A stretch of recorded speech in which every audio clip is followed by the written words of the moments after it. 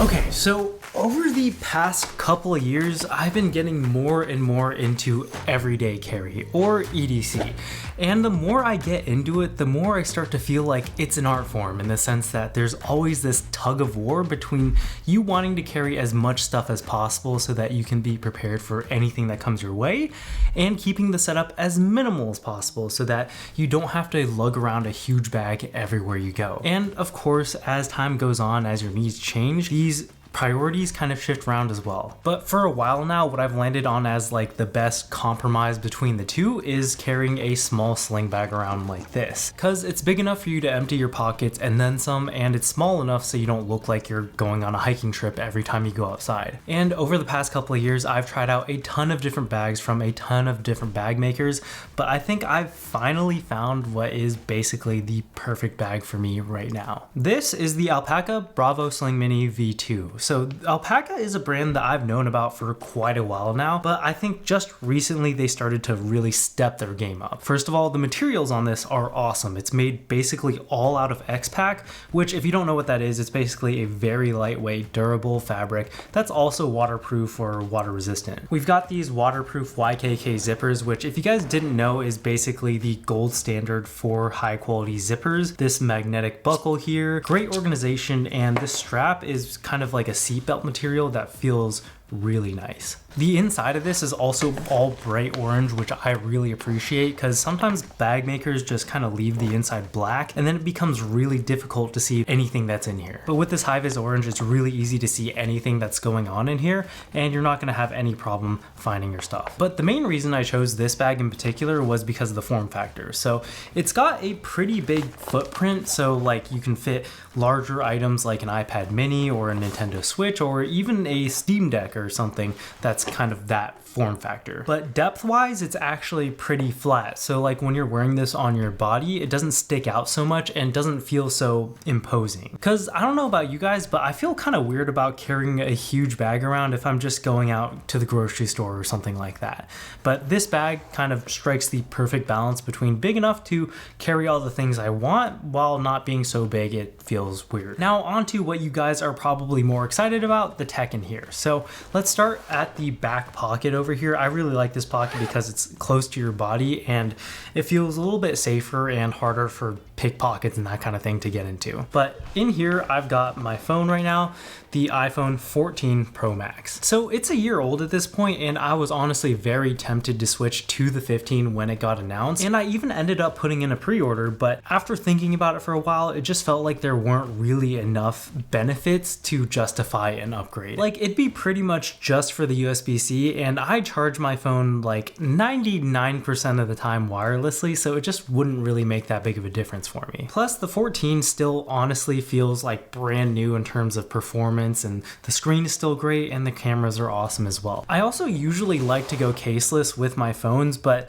I dropped it a few times and now the back is just like completely smashed and it looks terrible. So to cover it up, I decided to go with this ultra slim carbon fiber case from Banks. I feel like carbon fiber is always a vibe, and it being ultra slim means you still get most of that naked phone feeling that I really love. Sometimes I want a bigger screen than the iPhone though, so for those times I carry around this iPad mini Gen 6, I think. It's the one where they kind of reduced the bezels and made it look a little bit more like the iPad Pros. And this has quickly become one of my favorite tech pickups in quite a while, actually. It's nothing revolutionary, like it is just an iPad but smaller or a phone but bigger, but it's just really nice having a bigger screen with you all the time that's a little bit more comfortable to look at, that you can take with you anywhere you go. So like if you're in the doctor's office and you have to wait for a while, you can use this. Or if you just want to make a quick little sketch on Procreate or something like that. The only complaint about it that I have though is that if you're used to the Pro iPads or Pro iPhones, this is gonna feel like a pretty big step down in terms of quality. Like the screen doesn't get as bright, it has a low refresh rate, no Face ID, and the processor in here is honestly a little bit slow. But if you can get over all that stuff, this is really nice to be able to just carry around with you. Also, I think we are due for an upgrade from Apple this year, so hopefully they give this a pretty significant refresh. in terms of like performance and all that. And also, I guess while we're on the subject of Apple, I wear an Apple Watch Ultra every day. This is the first version, and just like the iPhone, when I saw them announce the next generation of it, I just felt like there wasn't really enough of an upgrade for me to switch this out. But when Apple first released this, they were definitely marketing it towards ultra marathons and extreme athletes and people like that. I definitely don't fall into those categories, but I still can appreciate a lot of the features on here, mainly the battery life. Like, I usually charge my Apple Watch once in the morning and once at night, both for about 20 minutes while I shower. And with my old Apple Watch 7, with that charging schedule, it would just kind of slowly die over the week, and sometime within the week I would have to do a more significant recharge. But with this, I give it that same charging schedule and it just doesn't die. Like, it hasn't gotten remotely close to dying in the whole time I've had it.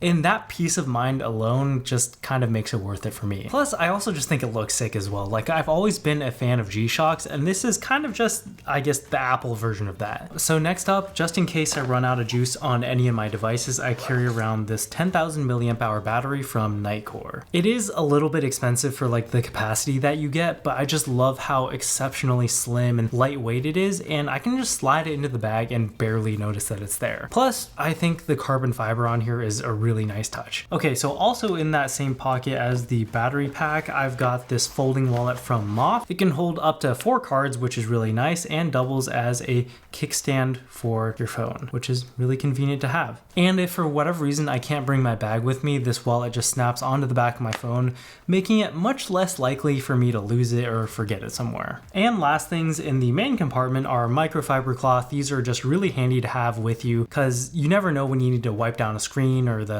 smudges on your glasses or stuff like that. So yeah, always like to have one handy with me. And a Tide pen. So if you guys don't know what these are, they're basically a portable detergent dispenser. I actually don't have to use it for myself too often, but I always like to have one on me because for whatever reason, the people around me just tend to have a lot of spills happen. So I might just be bad luck or something, but it's really nice to have when you need it. Now moving on to the outside pocket, I've got my AirPods Pro 2, which are my earbuds of choice, and I think probably the best like everyday earbuds out there right now. Like, they sound pretty good and are super compact. Like, they can slide into just about any pocket, and since I'm so deep in the Apple ecosystem, it's really nice for these to be able to switch between my devices without me having to go through the pairing process every single time. Also, I think these are just kind of underrated as like a fidget toy. Like, the opening and closing on this thing is just so satisfying. It's probably like the best hinge I've ever felt too. So the bag also has this magnetic key leash on here, which is pretty convenient.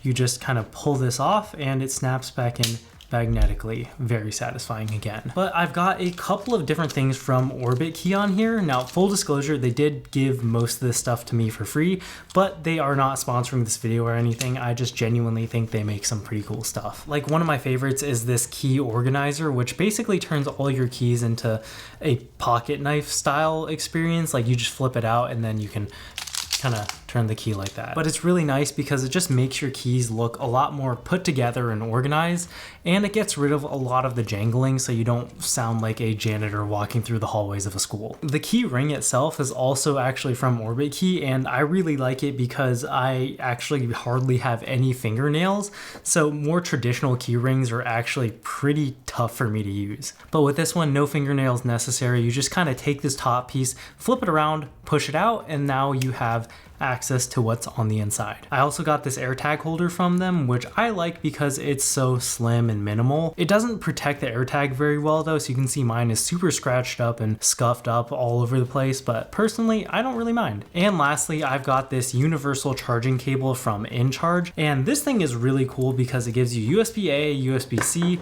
micro USB, and Lightning all in one cable. So no matter what I need to charge, I'm covered. And since it's magnetic and comes with this cap, I can just put it on here and it's on my keychain with me at all times. But yeah, that's pretty much what's going on with my EDC for beginning of 2024. I basically just try to tailor this to the stuff that comes up in my life most often, but hopefully you guys found it interesting or got some inspiration for your own EDC setups. I'll try to leave links for everything in the description, and if you decide to pick anything up, definitely let me know in the comments. But yeah, that's it for this one, and I will catch you guys next time.